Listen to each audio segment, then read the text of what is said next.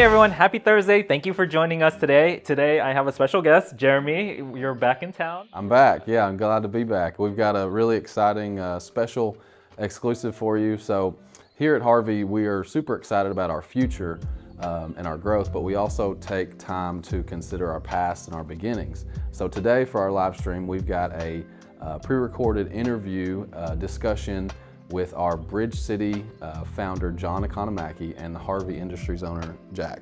So it's going to be really cool. Excited to hear all about their history and how we came to be here. Yeah, how we even come to existence of what we are and what we do right now.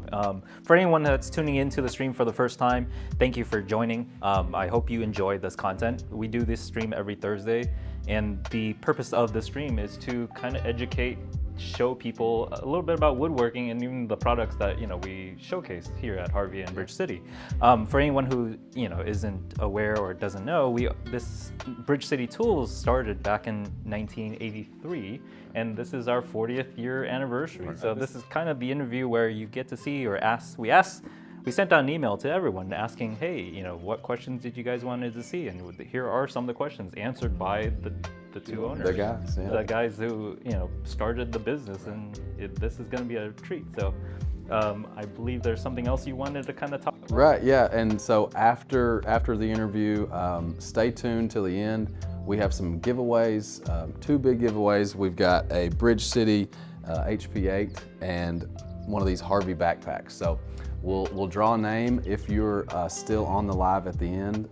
We'll draw a name from that and announce it later on Instagram. So thanks for joining us, and stay tuned, and we'll kick it to Jack and John.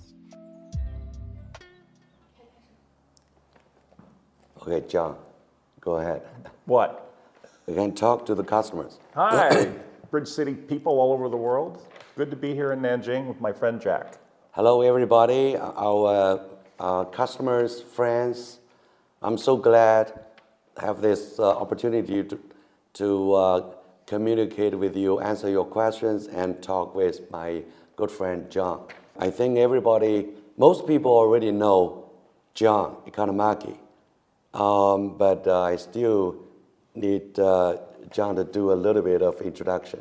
I need to do that? Yeah, a little bit. Yeah, I started Bridge City Toolworks 40 years ago. 40 years ago. I was 32 years old, so that makes me how old?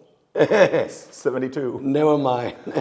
Yeah, it's been an incredible experience, and I'm just really looking forward to where Bridge City's headed with Jack and his team. They're doing an amazing job. Everybody probably know that I have the honor to work with John for about 12 years, right? And later in 2018, we agreed to take over Bridge City Tools and to continue the legacy of John's venture. And Harvey, I started Harvey in 1999. Basically, we manufacture table saws, band saws, shapers, and accessories. It's all about the woodworking tools. So I thank you so much for the great support in the last few years. Now, today, I have the great pleasure to meet with John again, and so that we can both answer your questions that we received in the last couple of years. Yeah, so John, can we start? Sure. Okay. Let me start. So number one, how did you come up with the name Bridge City Toolworks? Portland, Oregon has 11 different drawbridges on the Willamette River. Uh-huh. And the drawbridge, goes up and down. Yeah, up and down, yeah. And some go like this, some go up, yeah. Some turn. Every one of them is different. It's very unique. Yeah. And I just thought, this is a cool name, Bridge City Toolworks. Ah, interesting. Yeah. Interesting. That's pretty cool. So, the Portland actually is called City of Bridges. Not really. Not really. No, we were the first. If you go back and look at the yellow pages, the phone book, yeah, there was no bridge anything. Okay. No company with the word bridge in it. Ah. And then when I had my letterhead made Yeah. for Bridge City Toolworks, Yeah. that printing company changed their name to Bridgetown Printing. Oh, So that's pretty cool. that's really cool. So Okay, so it's an interesting start. I have a question for you. Yeah. This customer would like to know, what inspired the creation of Harvey Woodworking, and how do you differentiate your products from competitors? Wow, this is a really good question. In general, I think John and I, we talked about that for 12 years, about being creative and be different, right? So I guess this is from the passion. So why did you pick woodworking tools? It is by, honestly, this is a true story. My background was the metalworking tools. I mean, machining centers or lathes, milling machines like that. But the reason I choose woodworking tools actually is not by choosing. It's by, by coin, like this.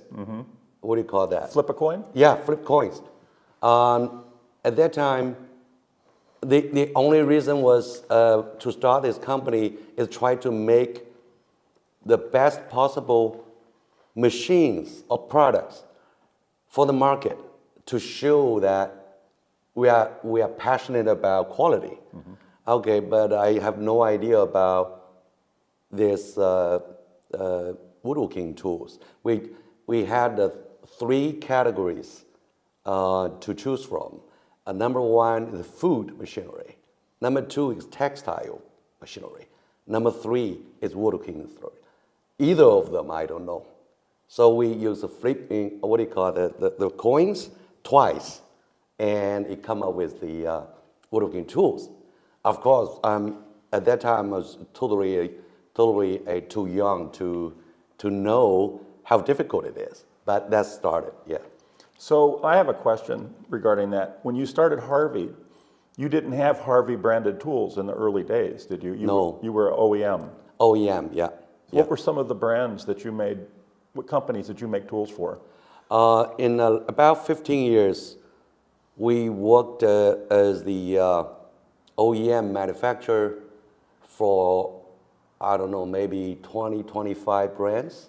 Can you name some of them? Because what's interesting is some of the customers have Harvey tools in their shops, but they may not know it because it's different brands. Yeah, I'm sure you know the Grizzly, Laguna, Jet Powermatic. Delta? Delta, no. Okay. And Axminster, that is in Europe. And Sawstop? Sawstop. Yes. Yes, in Canada. So in general, those mainstream brands, we all worked as an OEM supplier. Yeah. Okay. Yeah.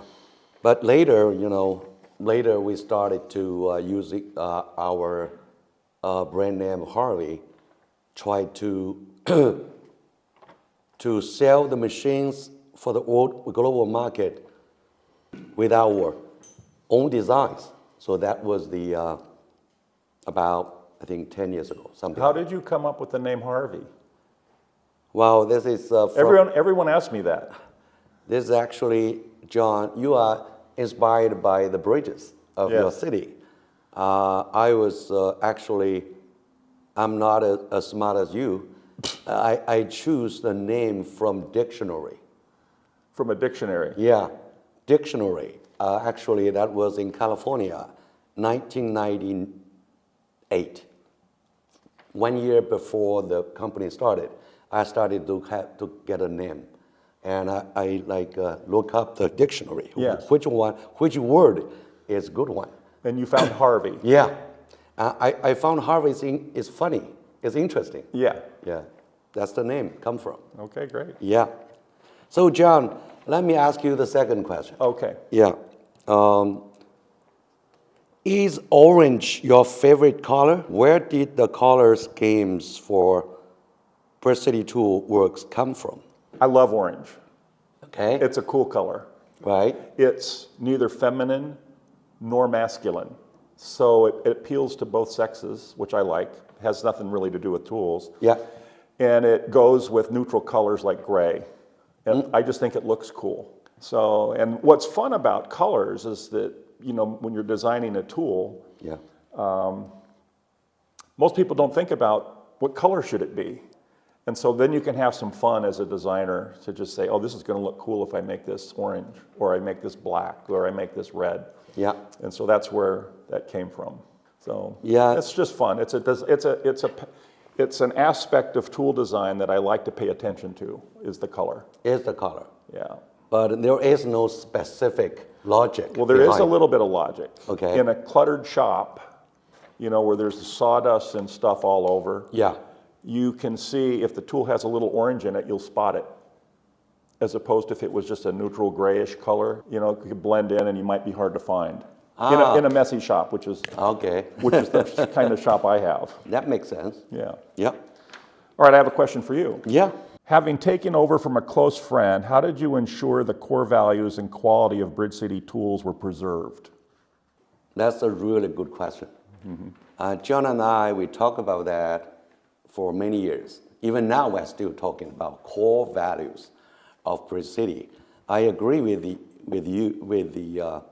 this question, presumption that if we don't continue the core value of Bridge City, this transition is totally failure. Yeah, it's a failure. It's a failure, you know.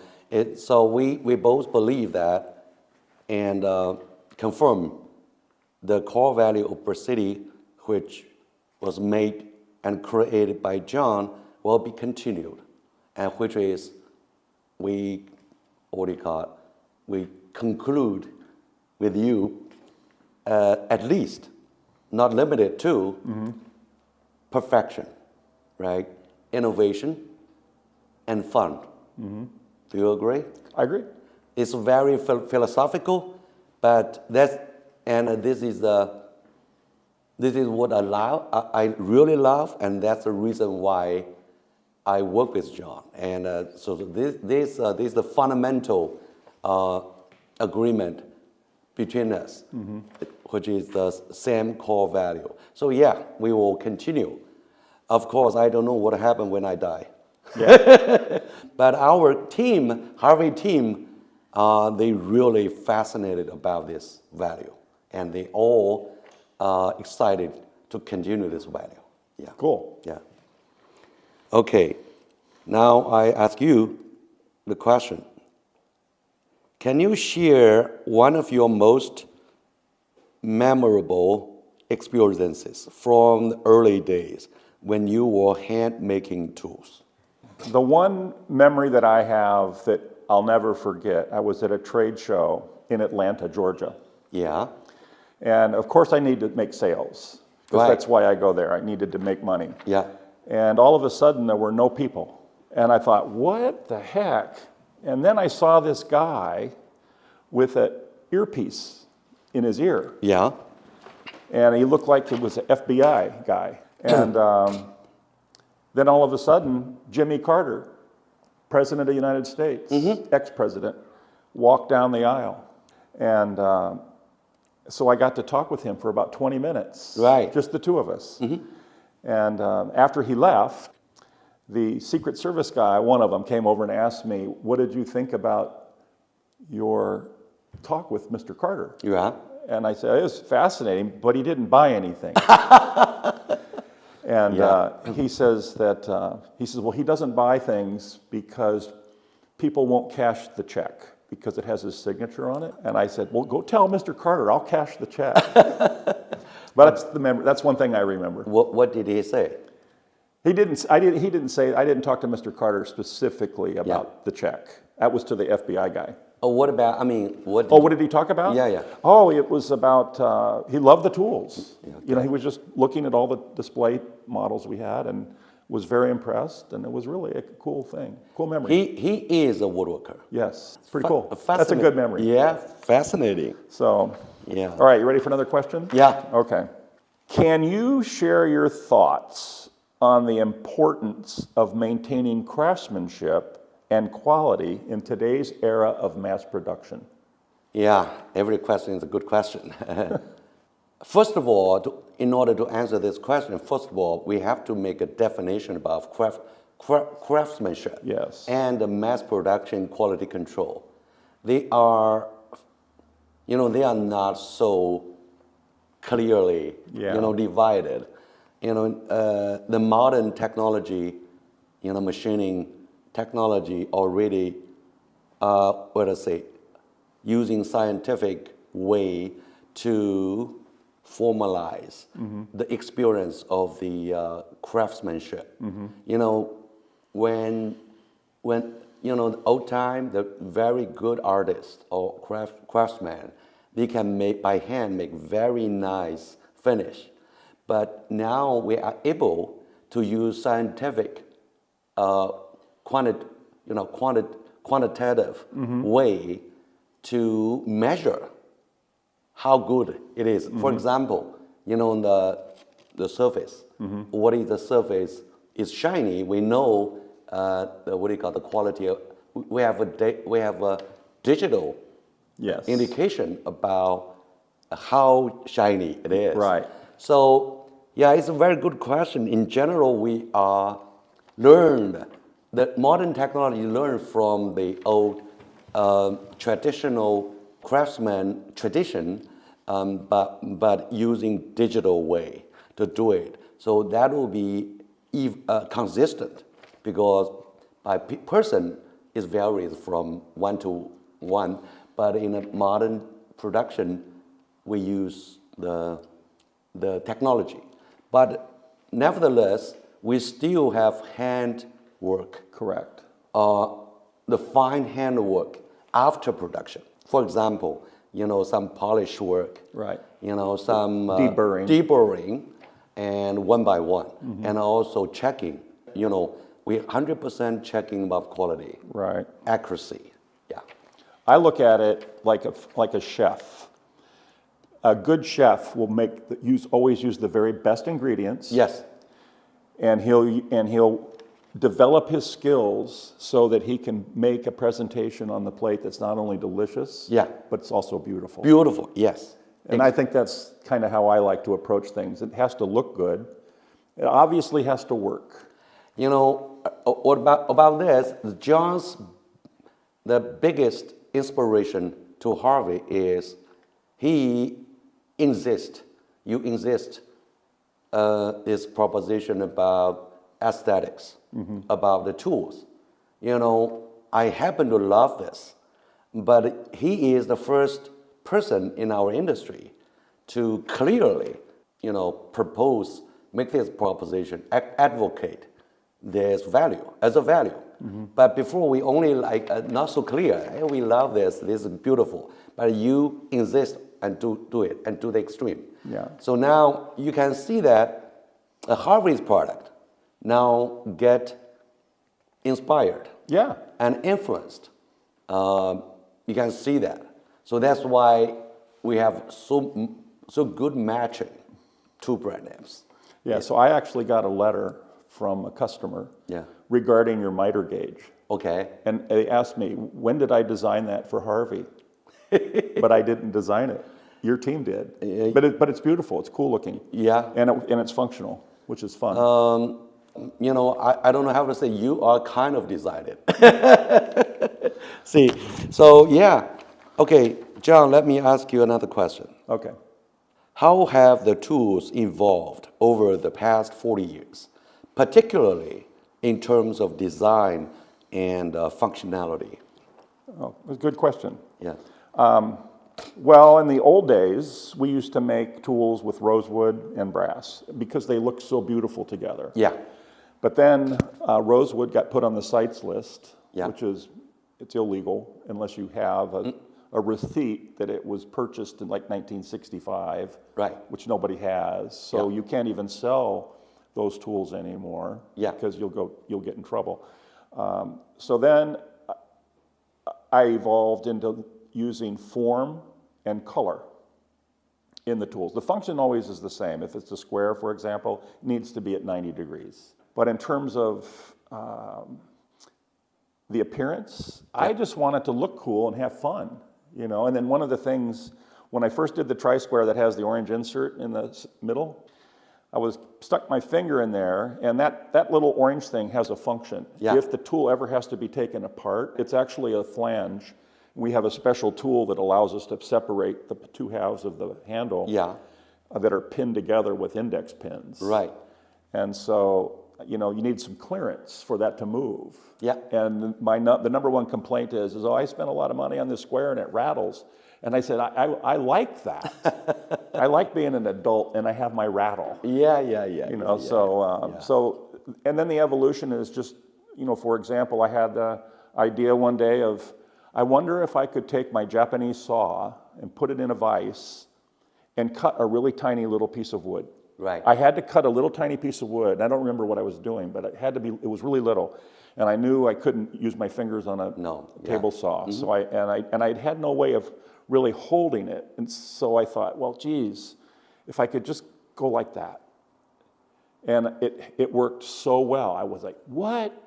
So then I took the Japanese saw blade all apart, and I took two pieces of oak, pinched them together with the blade at an angle, and started cutting freehand. And then I said, oh no, now I need a miter gauge. So then I cut a groove in the oak and made a little wooden miter gauge. And that's how the joint maker evolved. So that was pretty cool. It was fun. That's fascinating. You are talking, you know, just about evolution of tools. You know, everything come with the idea, an idea, and then gradually optimize it. Yeah, that's a cool story. So I have a question for you. Are there specific materials or techniques you've adopted over the years to improve the durability and longevity of your power tools? You mean the materials? Yeah, what have you, as I read this, it says, I'll ask it a different way. What excites you about new materials today that you are incorporating in the Harvey brand tools? That's a good question. Actually, we never stop. We were talking about that today with rust on cast iron. Yes. Explain how you're solving that. He hates rusty cast iron. Yes. In the last 25, 24 years, I've been looking at the materials. You know, materials industry are evolving all the time. So any new material will be fascinating to me. For example, the stainless steel. You know, in the old time, our traditional woodworking tools not so much work with the stainless steel. So now I'm getting more and more using the stainless steel. It's strong and no rust. The second thing is the aluminum alloy. You know, aluminum itself is soft, but alloy is very strong. You know, the 7 series, 6, 7, they're being developed by airplanes. So now they are readily available. So we are using, you see that more and more aluminum alloy. The property is very much better. And then carbon fiber. You know, we just spoke about that. Yeah. I have no problem by trying any new materials, just in order to increase the stability, durability, or users' experience. Yeah. Cool. Yeah. Let me ask you another question. Are there any tools that have remained consistent bestsellers over the decades? I'm assuming Bridge City tools? Yes. Well, I mean, our tri-squares, we sell hundreds of thousands of them. Yes. I mean, it's that was what we started with. Right. And I don't know. I'm not sure I understand the question, actually. I think I understand a little bit about his saying that what is the most bestseller for the Bridge City? bestseller. Yeah. Oh, shoot. Well, the Kerf Maker. Curve makers. Yeah, that was a pleasant surprise. Yes. I mean, yes.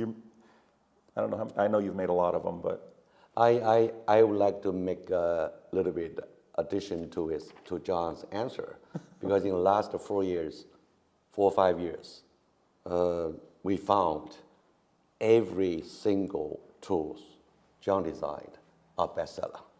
Oh, every cool. single one. So there is no big difference between this model or that model. Mm-hmm. Everyone has the big sellers. The thing is, every tools of Precision is attractive, right? Hopefully.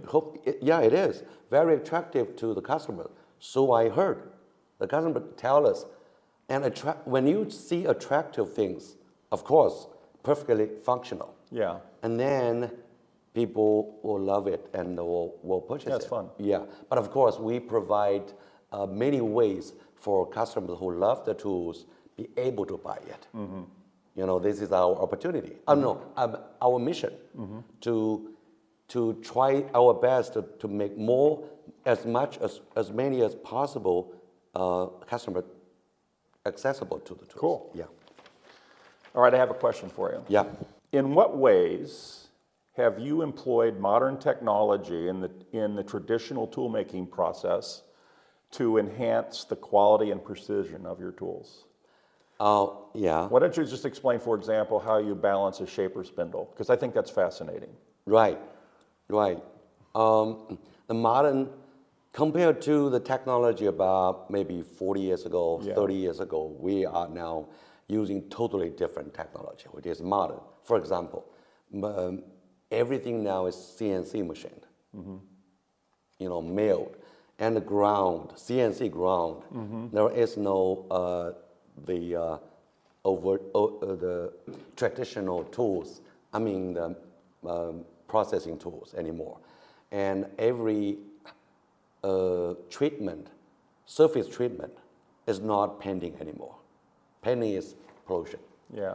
We're making either powder coating and now becoming more and more PVD coating. Why don't you explain how that works? PVD. People may not know what that means. PVD is actually is is a short term abbreviation for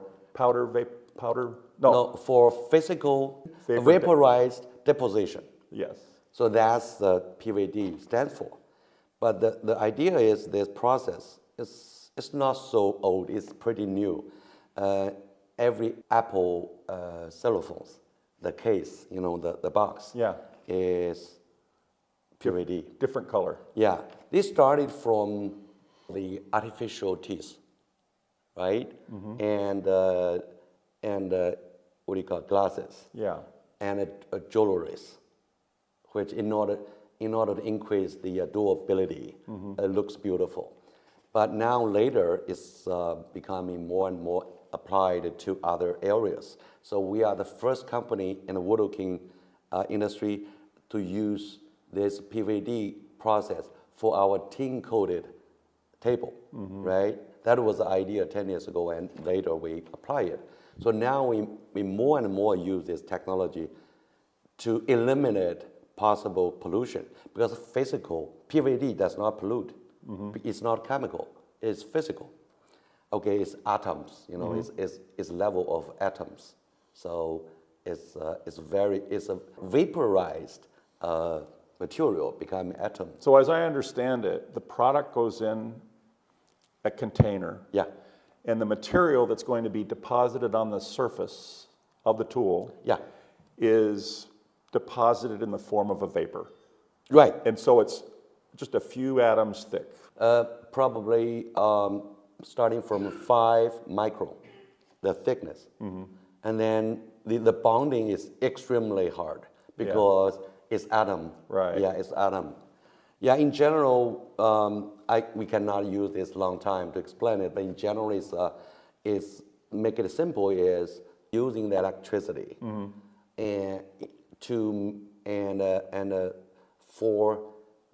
about 400 degrees centigrade temperature. Centigrade. Yeah, centigrade. Wow. And make the material, I mean the metal, and vaporized. Cool. And then moving and deposit on the surface of the That's cool, object. yeah. Yeah. Okay. So this is the one example we adopt the modern technology. We never stop doing that. In the future, there are more. For example, in the future will be the artificial intelligence, right? So you are about to see the new products for that. Yeah, from that. Okay. John, what inspired you to start making tools like chopstick makers and miter squares in the first place? Well, the chopstick thing was never meant to be a product. Right. That was when I met you. Yeah. I don't know where we were. It was in Shanghai or one of the trade shows. Shanghai.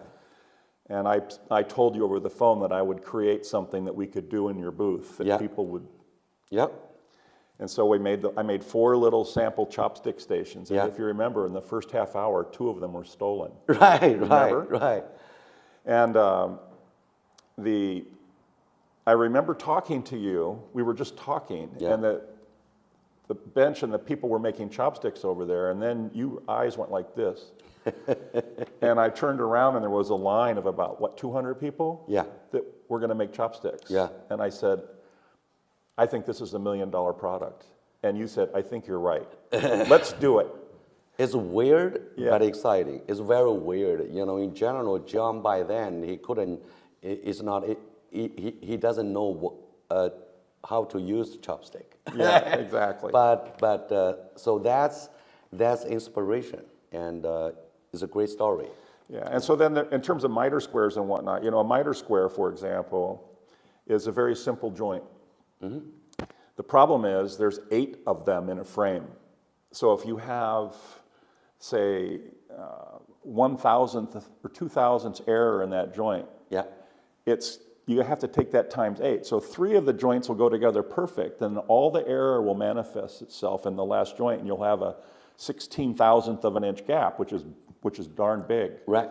So, we developed a way to set that thing at darn close to a perfect 45 degrees. And so it's just a matter of creating tools that will give the worker confidence.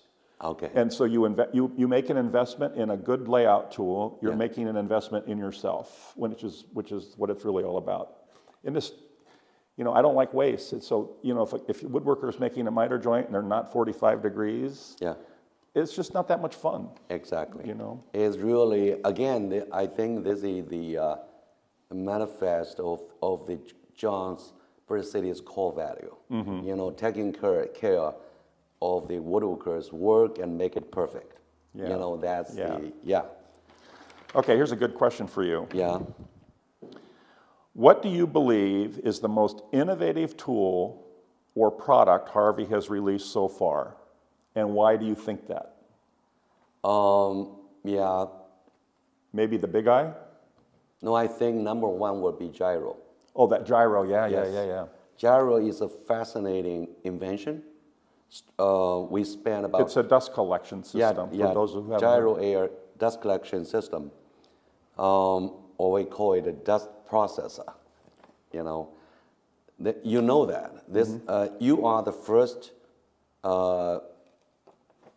person sell gyro in America. I bought the first one. You bought the first one, and you are the first one to sell it. So that's interesting. It totally took us about 10 years. The idea, of course, this is the number 1 innovative tools, and later we got number 2 would be, my opinion, would be big eye. And the big eye is a table saw fence. Yeah, it's a table saw, new table saw fence. And number 3 coming up will be even more exciting, and number 4 will be more and more. Yeah. All right. Yeah, cool. What are some of the best projects you have seen done with the Joint Maker Pro? There's a lot of them, actually. So what the Joint Maker does is it allows you to work at a scale that is ridiculously dangerous on a power tool. Right. And combine that with insane precision. Yeah. And if you're a creative thinker, just the quality of the cuts off the Joint Maker will give you ideas on things to make. Right. And, in the book for our 35th anniversary or whatever that came out, we had one customer who took, this is really cool, he took postage stamps and put those on top of a wooden platform. Yeah. And then made jigsaw puzzles out of those. And so it's a set of 4 stamps. Yeah. Made a jigsaw puzzle. Made, on the joint maker, made these little drawers. And so when you pull out the little drawer, there's like 5, it's a little project, it's like this. And you pull out a little drawer and there's different stamps, puzzles in each drawer. I thought that was pretty cool. Yeah, it is. And then I made the Fog of War, which was on my blog. I taught everyone how to make those pieces. Yeah. That's a chess set. Chess set, chess set. Yeah, that was pretty cool. Mine wasn't a functional chess set. Mine was it's an anti-war sculpture, basically. Yeah. But I personally see hundreds of the projects that our customer use with the joint maker. You know, speaking of the joint maker, the one thing that you do different that we didn't do is you ship it assembled. Yeah. Which is pretty cool. Yeah. That's pretty cool. Yeah. All right, I have a question for you. Okay. Sustainability is a big concern these days. How is Harvey addressing the issue in terms of manufacturing and product design? Sustainability of business or? Oh, no, yeah, well, that's always a problem, right? Yeah. No, the sustainability of the products. Of the product. Yeah, so you're not, you're making, I think the best way to answer that is if you make a product that's designed to last multiple generations, as opposed to a product you use it once and throw it away. Yeah. I think an interesting story that I'd like to share is years ago when I first came to China, I had a friend who was developing a sharpening system using a water stone, but a round one. And this particular factory, what's the city that's right across the bay from Hong Kong? The manufacturing? Shenzhen. Yeah, Shenzhen. Yeah. So the factory was in Shenzhen. Yeah. And the guy says, would you like to see the rest of our facility? And I said, sure. And so I went into this room, and if you go to Home Depot or Lowe's in the United States and you see this package of drill bits, 119 drills, and it's normally $19.95, $19.95. Right. And so in this room were 115 stations. Yeah. And each station had a bin of one size drill. Right. And these women were hand dipping these drills into what looked like Easter egg dye. It was and I said, what are they doing? He says, we have to make all these 115 drills the same color as these 4. Yeah. And the 4 were the 1/8 inch drill, the 3/8 inch drill, the 1/4 inch drill, and the 1/2 inch drill. Right. And I said, why? He says, well, those 4 drills are hardened steel. All the rest of these are pot metal. Yeah. So what I found interesting about that, not only is it a waste of material, but it reinforces the fact that if anybody who has a modicum of knowledge about manufacturing has to know it's impossible to make 119 things for less than $20. That's impossible. That's insane. So anyway, that's the problem is it gets complex because all of a sudden in America it's easy to say, well, the Chinese are defrauding us. But the truth of the matter is it's the American buyers who are insisting that we have to have this and we have to buy it for like $10 to sell it for 19. Yeah, they are dictating the buyer. Yeah, so anyway, it's a fascinating thing, but I guess the answer to that question about sustainability, at least with Bridge City and with you, is if you use the right ingredients and the right care and the craftsmanship, it'll last multiple generations. The sustainability of the quality level. Yes. That will be, we believe we can do that because with the better and better, more advanced technology, we only be better in higher and higher quality instead of lower. Right. Everything is depending on the company's decision, our decision. But by the capability, I think we have plenty of the resources to keep the sustainability of the quality. This is totally is not even a question for that. Capability, yes, we do have that. And there is another thing I think, just want to reflect John's story, that Harvey now is selling everything to the customer directly, right? This setup or this business pattern allow us to follow our own will of the quality instead of being manipulated. Correct. By any other third party. By buyers who only care about low price. Yes, yes. Okay. So, John, let me ask you the question number 8. As the founder, what aspect of the woodworking industry are you most passionate about, and how does that influence the company's direction? I'm most passionate about quality. Yeah. Period. I mean, our motto is quality is contagious. Yes.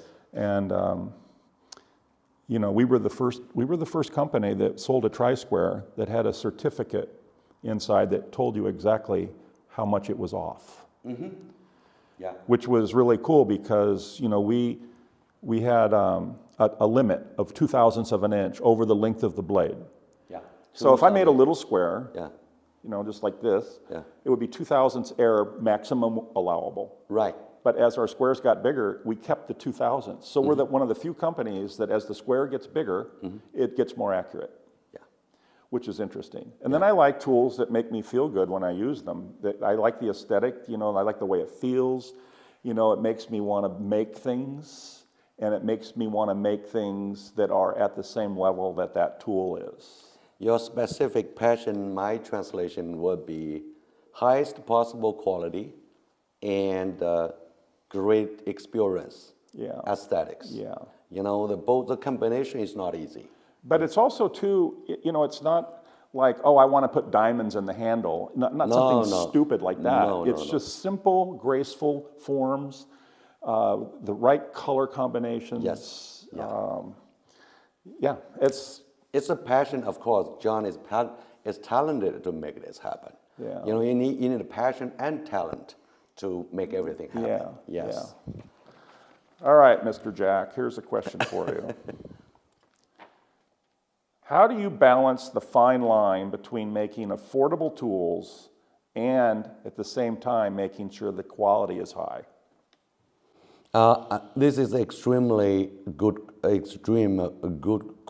quality question, and honestly, we don't know how to do it. We have no answer for that.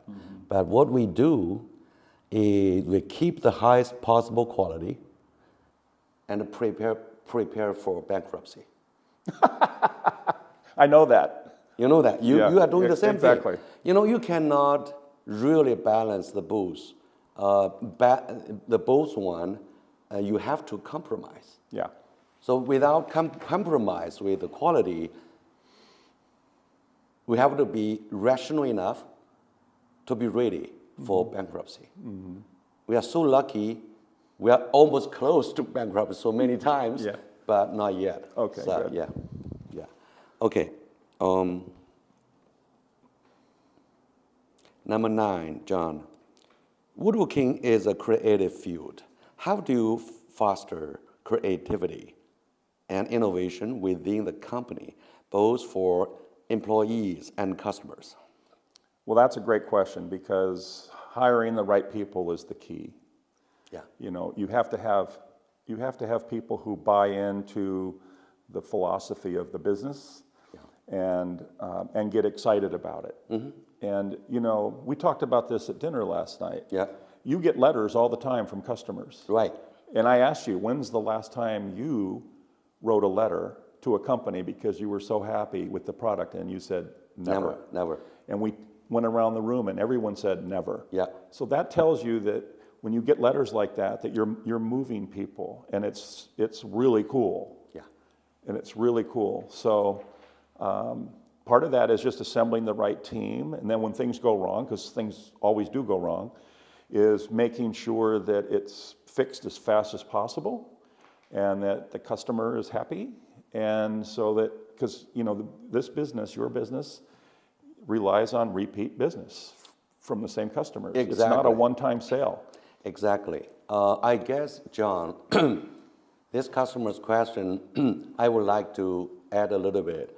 Yesterday, actually, in order to get so-called creativity, yesterday actually we did one thing exactly for that. Yeah. We can call it internal creativity workshop, right? Yeah, we had that yesterday. Yesterday, and keep doing that.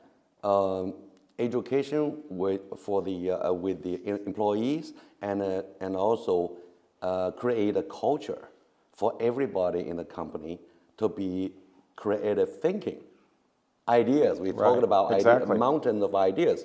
Yep. So this will be the major, we have so many ways to do it, but in general, keep communication internally also with customers. Right. And there is no bad idea. Yeah. Right? Right. We are asking for ideas. So that's the way to keep our innovation. Yeah. Correct. Yeah. Okay, last question for you, sir. Yes. Will Harvey ever enter the realm of contractor saws, smaller shop machines such as benchtop joiners, planers, and the like, or would you even consider a hand power tool line of Harvey tools? Yeah, it's a great question. Honest with you, my philosophy about business in my last, you are doing business for like 40, maybe 50, more than 40 years. Yeah. I'm doing like 35 years, something like that, 34 years. But in general, my learning about business is, this is like mission impossible to keep highest quality and innovation, and you have 4 lines of products. You can be a grocery of tools, and then everyone is high quality. To me, at least, I think impossible. So we have to sacrifice and focus on certain categories, and without thinking about the others, like jointers, planers, like benchtop, like power tools. They are great tools, but we just cannot do with the level that we wish. At least to us, I believe it's impossible.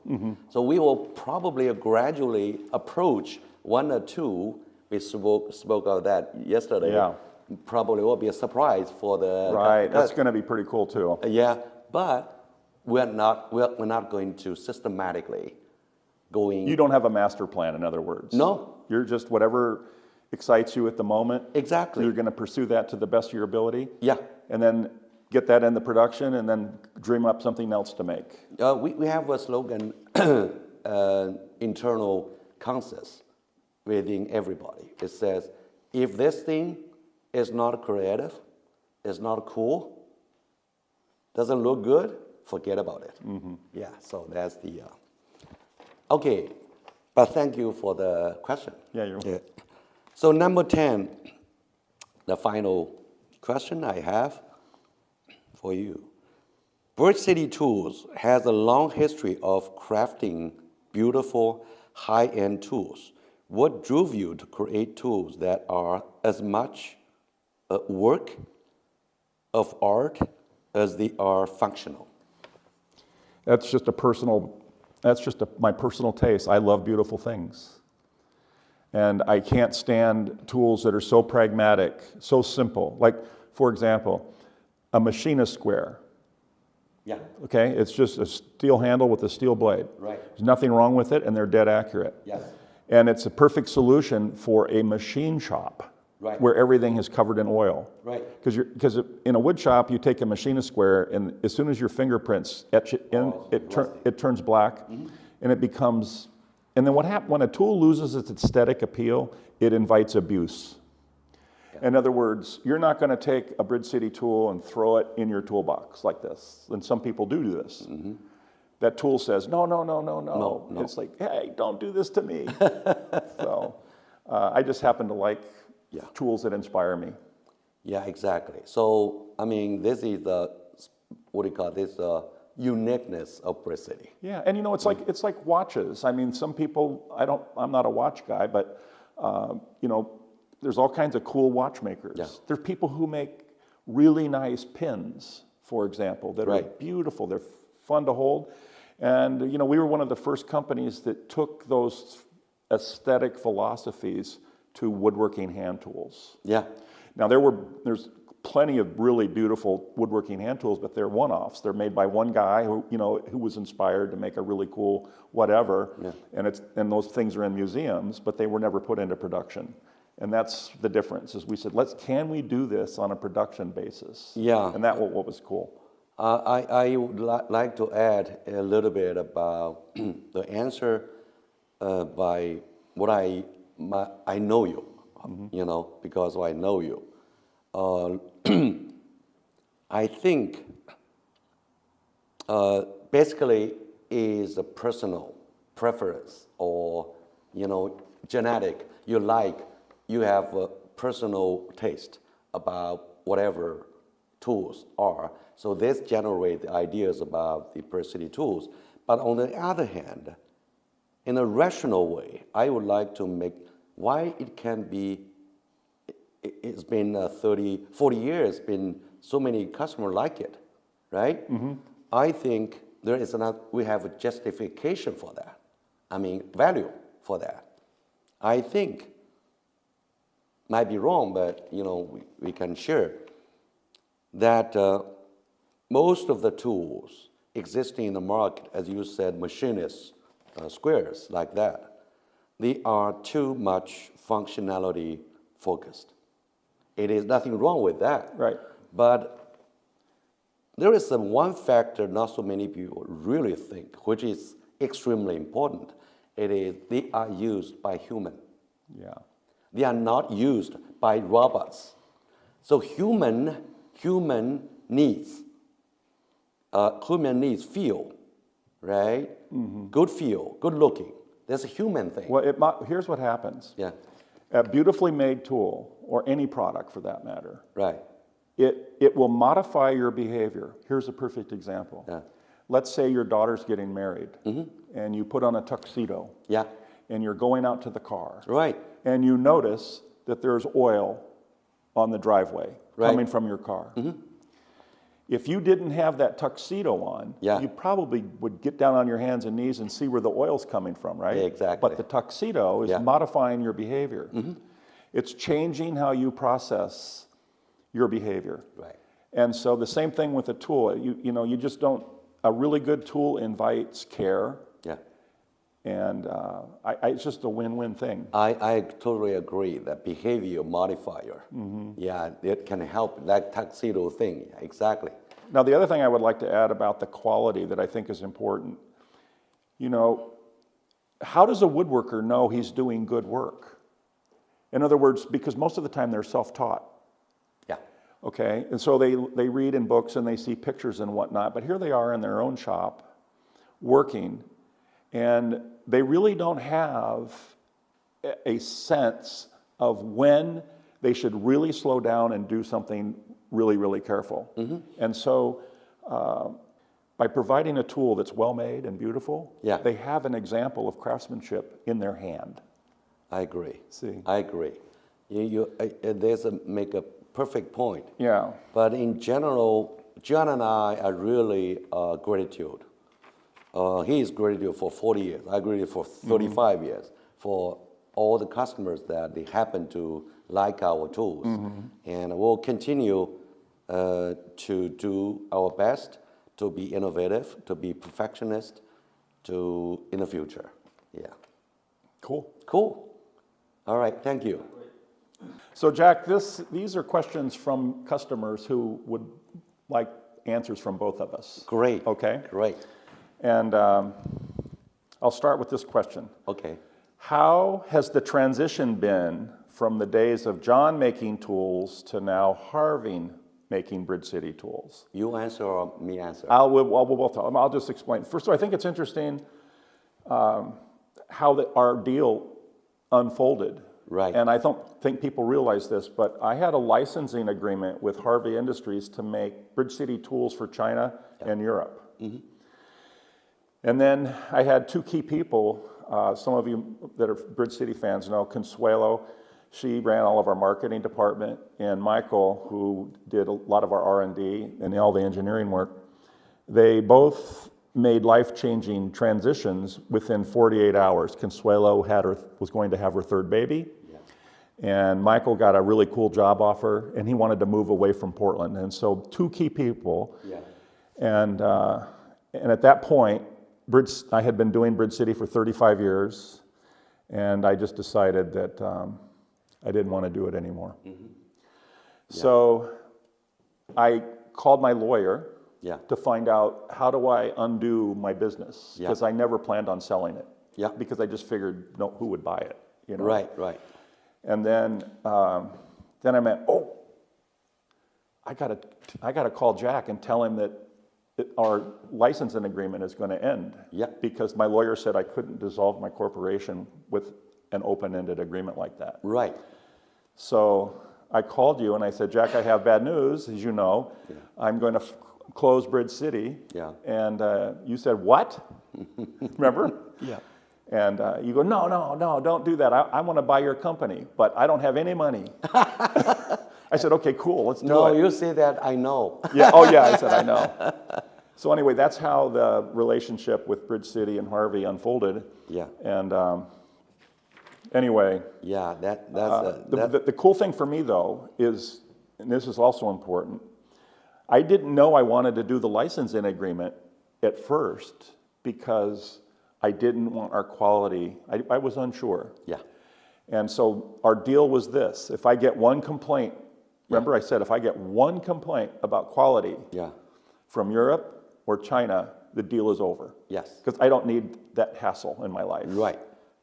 And I never did get one, which was really cool. And so I tell people today that the tools being made by Harvey are as good, and in most cases better, than what we were producing in the States, which is, I think, remarkable. Thank you, John. Actually, I would like to add a little bit about our story, that what John just said about our story of collaboration from licensing agreement and then later transition to Harvey.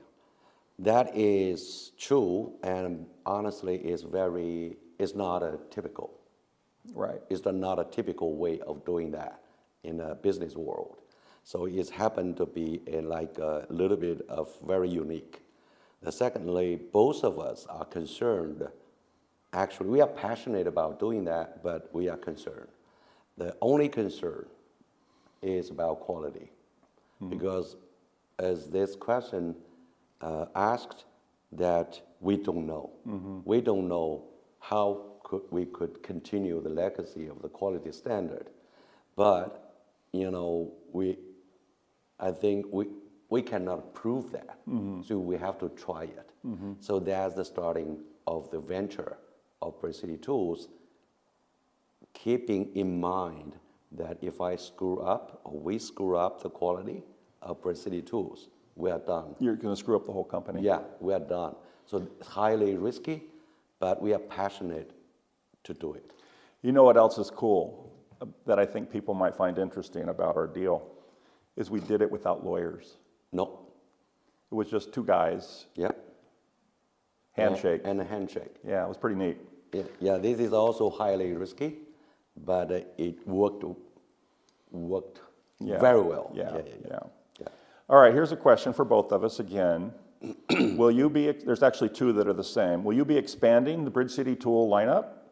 And are there any new tools or innovations that we can expect from Bridge City in the near future? And I'll start. The answer is yes, there are new things coming. Not at the pace that Bridge City is known for, which over 35 years, we introduced a new product every 6 to 8 weeks. So thankfully, that treadmill is over. But we just had a meeting yesterday on the next new tools from Bridge City. So yes, they're coming. We had a lot of time talking, John and I, we're talking about the innovations for the future. We both agree that, first of all, we have to create new tools. Because this brand name has the core value of innovations. We cannot stop it. The second thing is, we agree that the new tools are not necessarily to be extension of the traditional configuration. For example, it could be hand tools, or maybe it's not hand tools. It doesn't really matter for the future. And also we agree that modern technology should be our fuel for the innovation in the future and make something impossible before becoming possible. We are going to do that. But the key thing, the bottom line is we will keep, no matter what, keep the core values of the Brazil, right? Yeah, so as long as the bottom line is kept, I think there will be so many varieties and possibilities in the future. So even me, I don't know exactly what's going to happen. Yeah, exactly. But our team are so excited to try innovations for the future. So one of the things one of the traits, personality traits that you share and that I share, and we'll use the chopstick master as an example. Yeah, that just came out of thin air. exactly. And we just said, let's do it. Let's do it. And that's what was fun. Exactly. And so you never know. I mean, that turned into a multi-million-dollar project, and it won a Red Dot Award. Right. I mean, just because we were having fun. Exactly. We both, yesterday we talked to the team, and we both talked about that, how fascinated about the innovation that we believe is about ideas.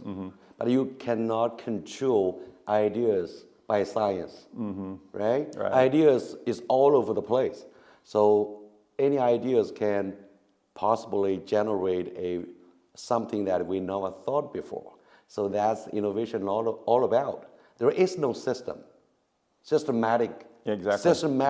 innovation methodology. There is no such a thing. Right. Yeah. Okay, here's a good question. What do you see in the future of woodworking for the next 40 years?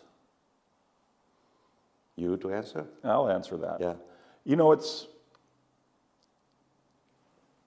a really hard question, because when I was growing up, kids would take, shop class in school, and they would make something, and then they would go to college or whatever and forget about it. But then remember, they ask this internal audit of themselves, when's the last time I really had fun? And they think back about, well, I really had fun in shop class. Right. So we now live in an era where a lot of schools don't offer that anymore. So I don't know where the inspiration's going to come from, and that's sort of problematic. Makes it hard to forecast, because you just don't know. The average age of our customers is Right. It's not 22. They're older. So I don't know what the next 40 years. I just want to make it to 41. You're right. My basic answer is the same. We don't know. Yeah. I don't know. But that does not avoid my belief, right? I personally believe that woodworking will continue and probably will be bigger. Why? This is my logic, why I believe that. Number one, wood is a material going with human for, I don't know, for 100. Forever. Forever. Yeah. We started from the forest of the Africa. So wood is our genetic. Yeah.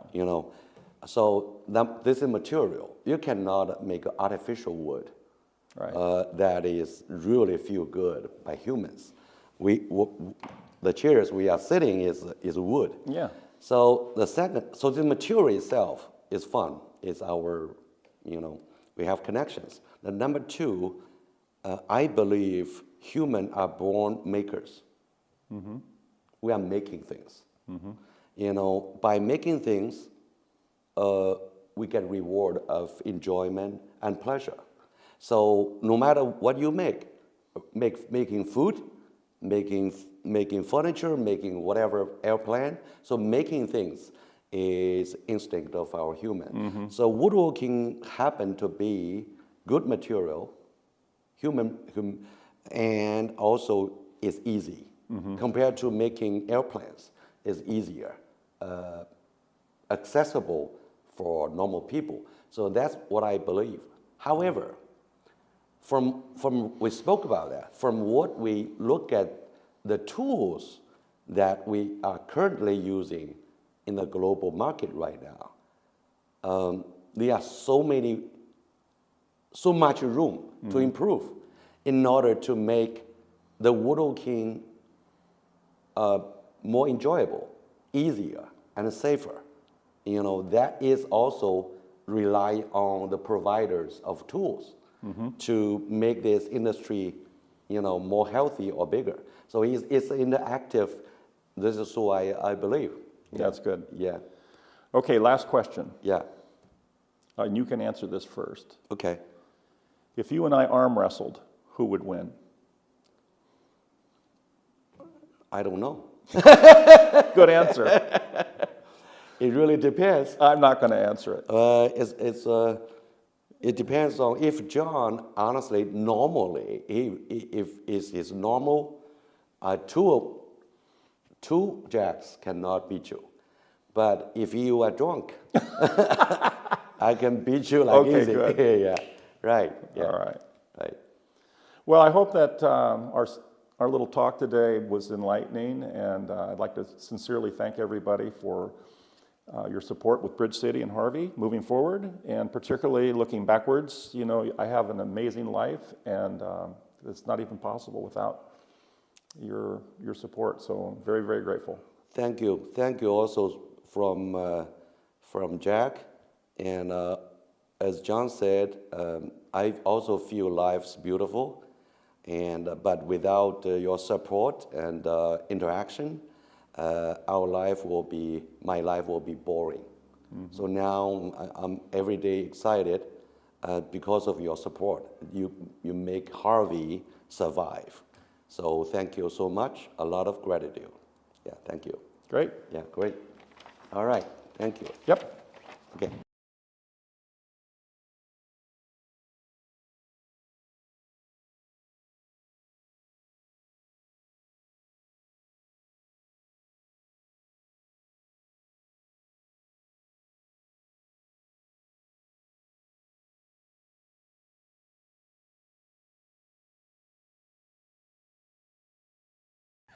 John drunk. Imagine that, right? Yeah. I'll put my money on John for sure. I don't know. Jack's been working out. Is he wiry? Yeah. He's definitely one of those. Probably would surprise you. Yeah. So what was your biggest takeaways from some of the discussion? Yeah. Some great questions. Well, one of the things that I didn't know was the Jimmy Carter actually going, John meeting the president at a woodworking convention. That was definitely one of the things. I always knew that Carter was a woodworker, but never knew that John actually met him in person. Yeah. So that was a really cool thing that I got to see John talk about. Yeah. 40 years, that's a lot of history. That's a lot of things that has happened for Bridge City, and now Harvey is part of it. Right. Yeah. And they talked about how do you continue that quality and craftsmanship that John built from Bridge City over the years. And I think that most people will be surprised that we've been doing this for the past year, kind of as an overlap period. And if you've held any Bridge City tools, if you've used them and felt them, that quality is there. And so I think there's no question that we'll continue to carry on that amazing name. Yeah, and for woodworking wise, even if we looked at this 40 years later, it's going to be something that probably evolves. It's going to, technology is always going to continue to grow, and like they mentioned in the video, we have to adapt, and technology is going to be part of influencing to woodworking. Right. So it's going to be very neat, and here at Harvey and Bridge City, this is something that we've always strived as the one of design aspect. It has to be innovative and it has to be fun or exciting. We're not just going to remake a tool and slap our name on it just to remake it. If we're going to make it, we're going to innovate. That's the whole point of us being here, and I hope that everyone who buys or even supports the company or the products and things that we make, that's that's what makes or influences everything. And if feedback is, we listen to our customers. That's the other thing. John and Jack have always been guys who have great ideas, but they also listen to the audience, the people, the consumers, and design products based on some of the things that people want. So if for anyone who's tuning in, watch that video. Thank you very much for sitting through and watching that video. I hope that was informative and a good way to see John and Jack, or see a little bit of what the history and the background of Bridge City and Harvey. And they're really great friends. I mean, I got to see it personally at the AWFS show when we were all there. Yep. And after hours and at dinners and stuff. I mean, they're just great friends. It's really cool to see. They're great friends. They've been doing this for a long time, and I hope that in 40 years, we be in that same kind of boat where we're sitting around and answering questions and talking about how it was 40 years ago when we started this company. When we were just in here in the studio, what we're doing here, what we're doing right now. But again, thank you very much for joining us and for the giveaway. Let's not forget about the giveaway. Let's not forget about the giveaway. Again, thanks. If you're still here with us, comment in the chat, Jack and John. That'll be your entry into the giveaway. I'll take survey of that, and then I'll announce the winners on our Instagram page tomorrow. So yeah, good luck. You'll get an exclusive backpack or an HP8. And yeah, thanks for joining us and supporting the channel. And for anyone who hasn't, subscribed or is joining us for the first time, please go to our YouTube channel, subscribe, like the video, and we will see you again next week. Actually, next week's going to be Thanksgiving, so we will not be doing a stream next Thursday. Join us in 2 weeks. But until then, I hope everyone has a good holiday and enjoy, and we'll see you on the next one.